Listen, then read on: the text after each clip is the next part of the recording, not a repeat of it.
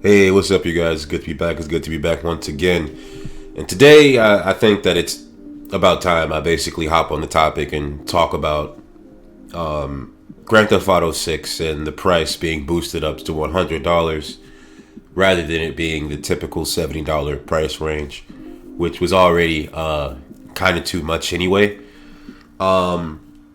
So, what I wanted to do, just right off the rip before I start to, splurge out my emotions and opinions and whatever you want to call it, is to sort of, I want to measure exactly what they're talking about as to why they're saying the game costs, it costs too little for how much work was put into the game.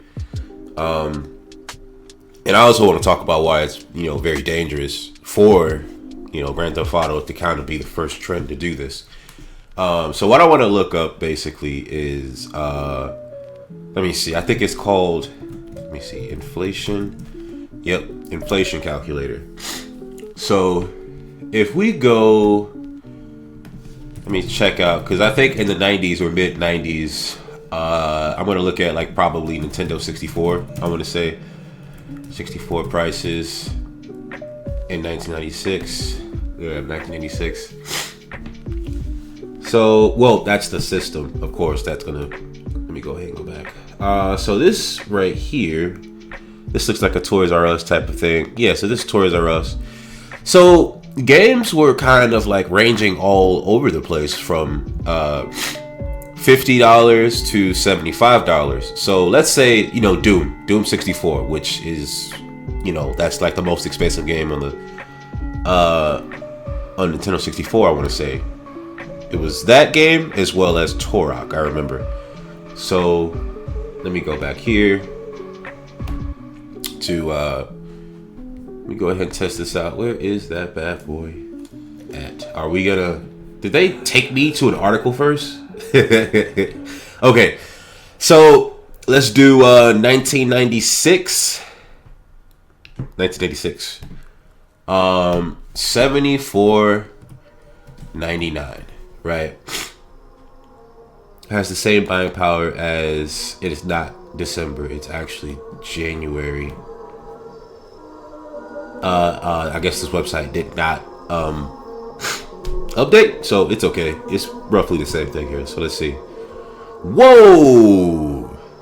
So yeah, I can I can see what's going on here. So we got $75, the most expensive Nintendo 64 cartridge, would basically be ranging around $149, roughly $150, basically. So I can kind of see where they're coming from, and I guess why they're thinking that they should boost the price from $70 to $100, at least $100. That actually just hit me like a rock. I can't believe that was actually that much. But my thing is, right, if they don't get their $100 in terms of GTA 6 being that price, and it just ends up being $70, the story or the main campaign of the story will just be $70. But then they'll sell the GTA Online for about $30, basically, to level it out so they at least get that, because a lot of people are going to want to play Grand Theft Auto Online. Not me. I'm not much of a fan of Grand Theft Auto 6. Not Grand Theft Auto 6. Grand Theft Auto Online in general, just because of how cancerous and just how out of order things can be. Excuse me for my sniffing. I ate some pizza before I went to sleep, but yeah, man. But the thing about this game being $100 is, nowadays a lot of games aren't really finished, as I'm sure a lot of people will understand, from the EA games, from the Ubisoft games, especially with them dropping that, I forgot what that Star Wars game was. It was just kind of broken and all over the place. When you have Concord, games like that, I don't too much care for like whatever agenda the game basically has. It's more so just the gameplay of it. But that would give them more an excuse to go, well, we put a lot of work, the developers did put a lot of work in to make this game what it is, So I think that it deserves the price of $90 or the price of $110 or something. They wouldn't dare make the price go even more expensive than Grand Theft Auto 6 because that's just kind of a pinpoint of their greed. Now, will I basically, will I be the one to get this game at $100? No, I won't. I probably won't get this game at $100. Only because, 2025 was kind of filled up with a lot of games that I've been waiting for a while. And around fall, I'm not sure. They still haven't dropped the specific release date yet. And they haven't even shown gameplay trailers for it yet. People are saying that they're going to drop that honcho in the game, and they haven't even seen anything yet. People have been waiting for this game for the past decade, and about 10 to 12 years basically, and they're just going to assume that the game is just going to be just beautifully perfect, all that. I say Rockstar Games definitely doesn't miss, unless you're talking about, I think the game was State of Emergency. The game was kind of rough.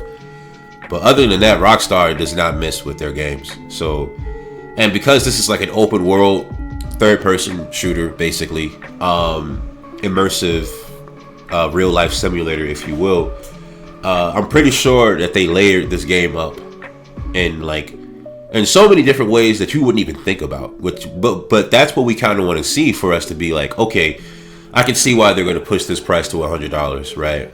And I think the people that want the price to go to 100 is Take-Two Interactive, basically. Rockstar, they can get their money regardless. It doesn't even matter. But that really did just hit me like a rock, man. I can't believe that, back then those games were $75 and that would range to $150 today. And it was if any game costed $150 today, people would lose their minds, and then the game probably wouldn't even be bought. It probably they'll figure out a way to pirate it some type of way, which is another problem. But yeah, man, I really wanted to talk about Grand Theft Auto 6 being $100 because, at the end of the day, this economy is broken, man. Everybody's kind of running into issues, with their jobs and the hours, and people's hours are getting cut. People are getting sick, got to take time off, but I'm pretty sure at Take-Two Interactive, they're going through the same thing. Being in those offices all day and then, working constantly, getting eye strain, stuff like that. But I don't know, man. For me to be I'm going to drop that $100 from GTA 6, I have to see more gameplay than just cutscenes, basically. Even though the cutscenes might be relatively close to the gameplay from what we saw. But we don't know. We've definitely been lied to before as far as that with Rainbow Six Siege, and when the game finally came out, it was just not that. Watch Dogs, when the game finally came out, it was just that. Even though those are two Ubisoft based games, but Rockstar, I have hopes for it, looking real good, because based on what I did see as far as some of the leaks, all I saw was them walking through a club, and though it definitely looked really, really real, I need to see the bread and butter, or the meat and potatoes of exactly where it shines, basically where the gameplay shines. It's not gonna shine if I'm using a forklift and I'm pushing containers, or it's not gonna shine if I'm just in a club and I'm watching girls shake it right in front of me, essentially.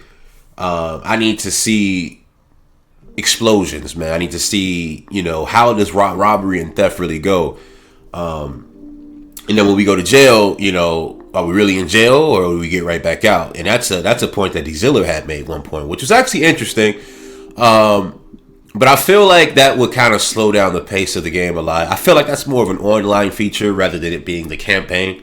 If it's in campaign, that would slow down just the game in general. But if it's online, that will make the game feel a lot more immersive. But immersion doesn't always equal fun. But yeah, man, that's all I got for today. Be sure to check out some of my streams over the weekend. I've been streaming for the past week, I want to say, here on YouTube for Stellar Blade. I'm trying to get that platinum, man, and and I'm definitely gonna get it. I'm working towards it. But till next time, you guys, I will see you guys later.